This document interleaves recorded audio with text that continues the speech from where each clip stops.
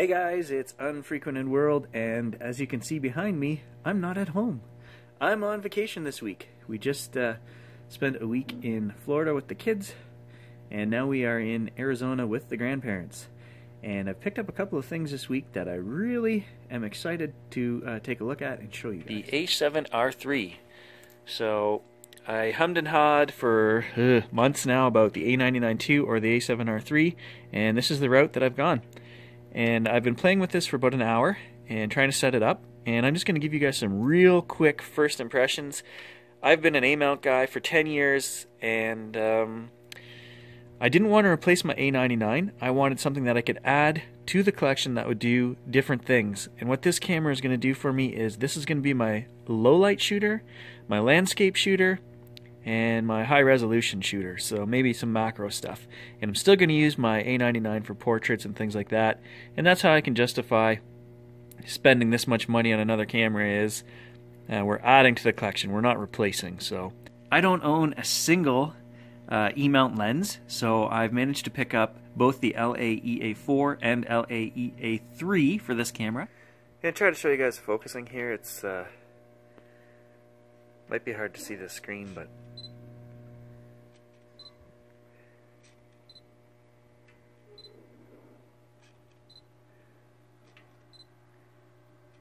I mean, it's fairly responsive. It's dark in that corner in there, so not too bad at all. And I just want to say that ergonomically, this camera is a mess for a guy coming from an A99 and an A77 II. I don't have big hands. I do have long fingers, but I have, actually, my mom says girly hands. So when I'm holding this camera, it's actually more comfortable to put the baby finger underneath. The grip is tiny. So, and this is, I thought this had been resolved being a bigger camera with a deeper grip than the A7R2, that it wouldn't bother me as much. But first impressions, guys, it does. So that could be an issue. The other issue I don't like is the wheel placements here are the complete opposite of the Alpha system.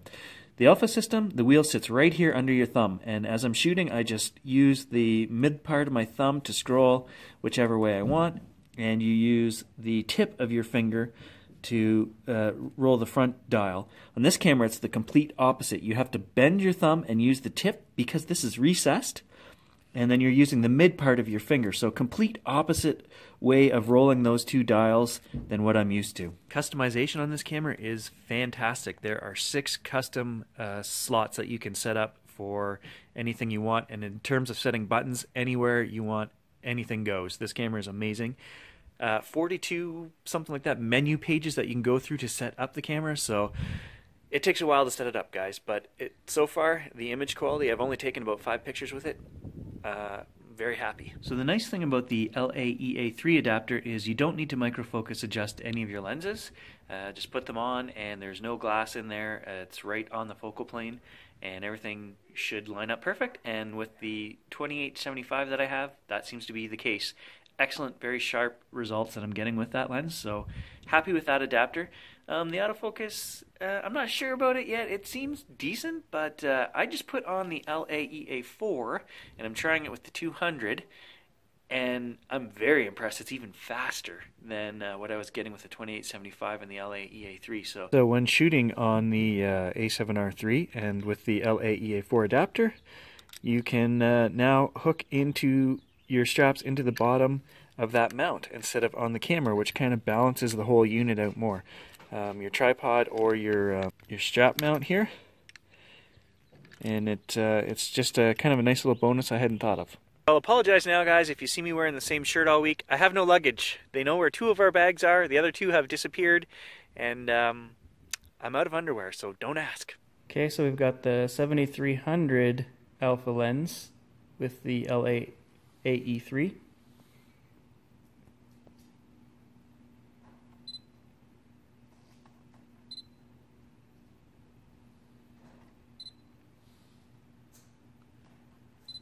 Central focus, no problems.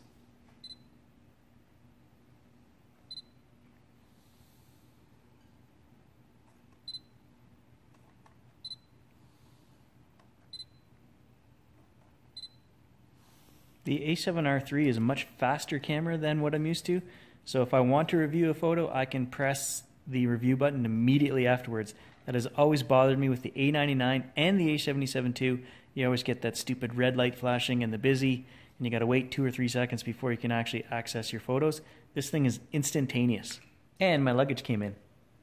Also loving the touch screen on the A7R3. You want to zoom in and just scroll around, check focus on a certain area, just touch the screen and drag it. And you can also use that to pull focus when you're shooting video as well. So for me, a handy feature.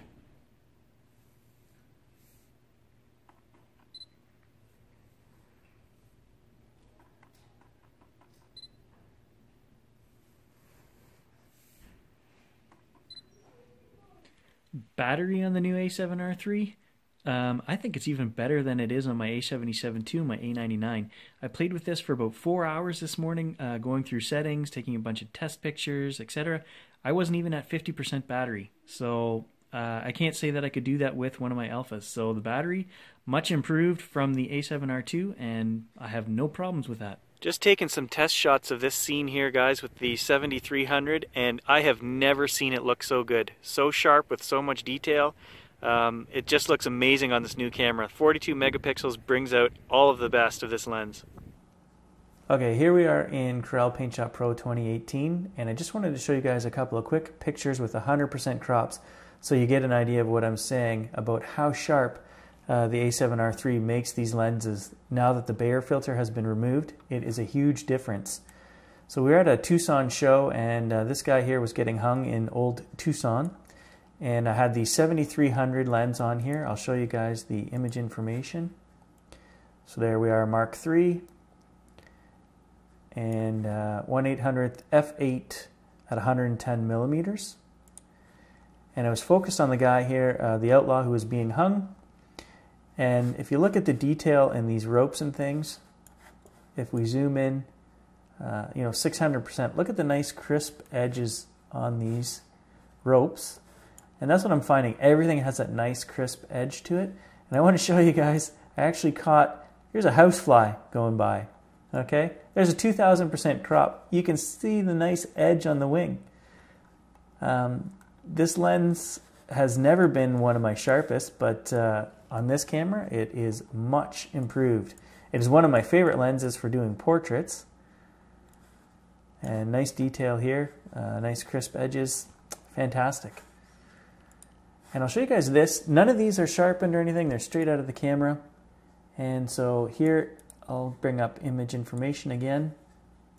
Again with the 7300, we're at 230 millimeters f5.6. 1/1000th of a second, bright desert sunlight. I wanted to show you guys, if we zoom in, nice and sharp right off the hop to begin with. And what this looks like, let's just do a standard sharpening that I would use would be a high pass sharpen with a strength of 70, radius of 10, and a soft light. And I'll just reverse that so you guys can see without and with. And what I'm noticing, the only difference that we see now, if we zoom right in here, 1000%, or just under maybe, look at the nice sharp edge again that I'm talking about here. And if we undo that sharpen filter, there isn't much difference other than micro contrast adjustment is what seems to be, that filter seems to be doing. Before I could see where it looked like the edges actually sharpened up a little bit, but now they're so sharp to begin with that the only thing I'm seeing is the contrast adjustment. The edges are already blazingly sharp. So that's with, that's without. Fantastically sharp right out of the camera. And this here was the 2875 Sony, which is a fantastic portrait lens. And I was focused on Penny here. And look at the hairs. Like you can see every little hair. Fantastic sharpness detail. Again, nothing has been done to this, straight out of camera. We'll bring up the image information.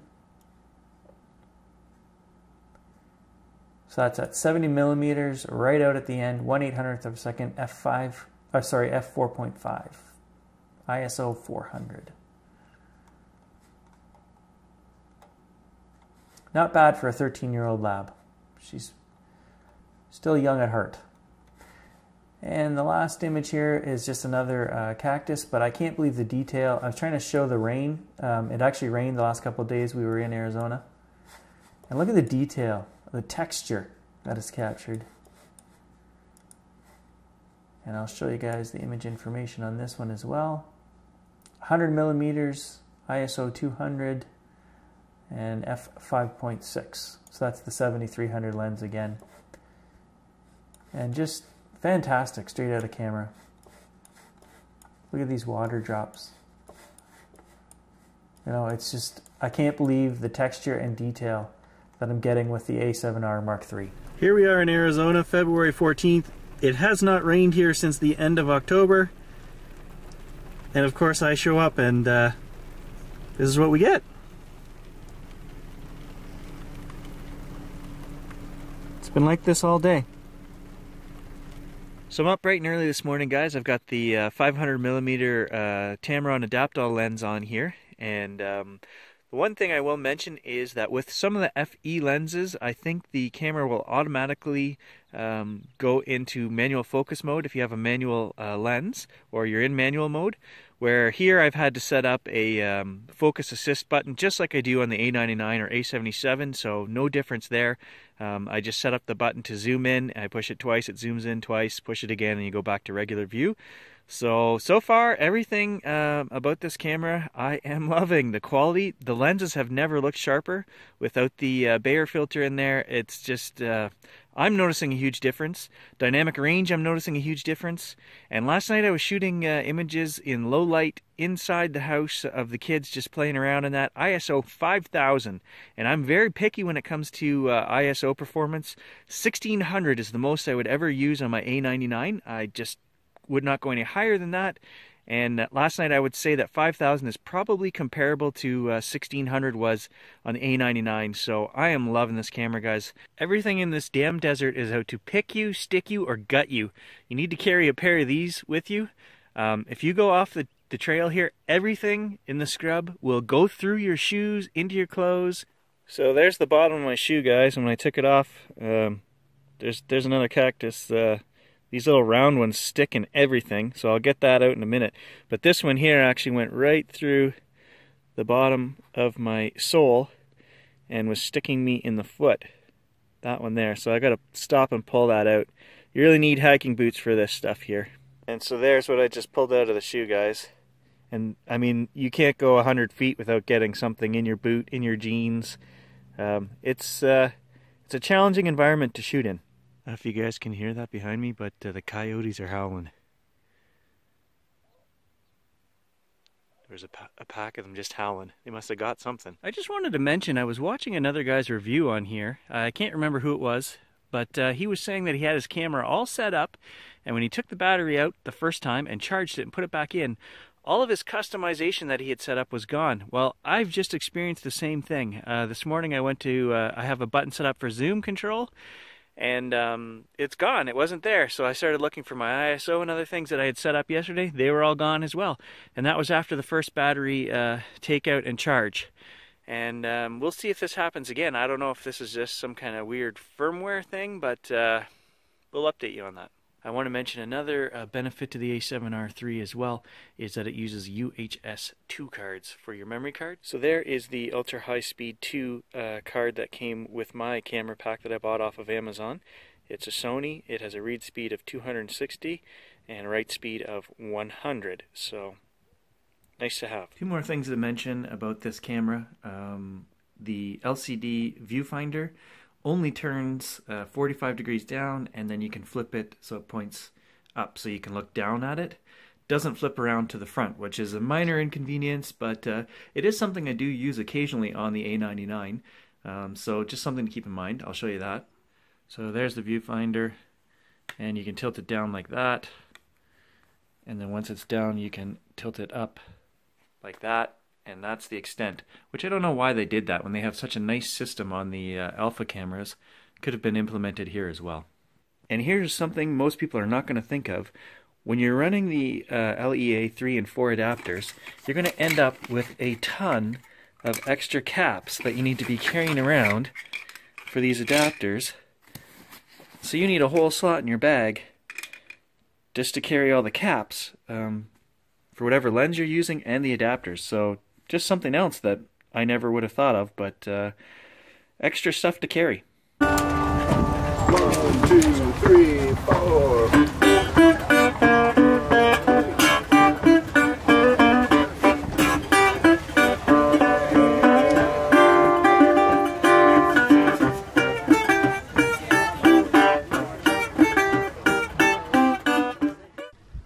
So it's rained in the desert now for 48 hours, which is rare for this time of year, I guess. Hasn't rained since the beginning of November, only when I come to visit. And I'm just walking the roads today in this red clay kind of hard pack that they have here. There's one of my steps. You can see every step I take, you can just feel your feet sliding out from underneath you. It's so greasy. It's, wow, it sticks to everything. Super slippery. It's almost like a clay. They say this stuff is like cement when it hardens, so you can't get it off your boots and your gear, and it's really nasty, sticky stuff.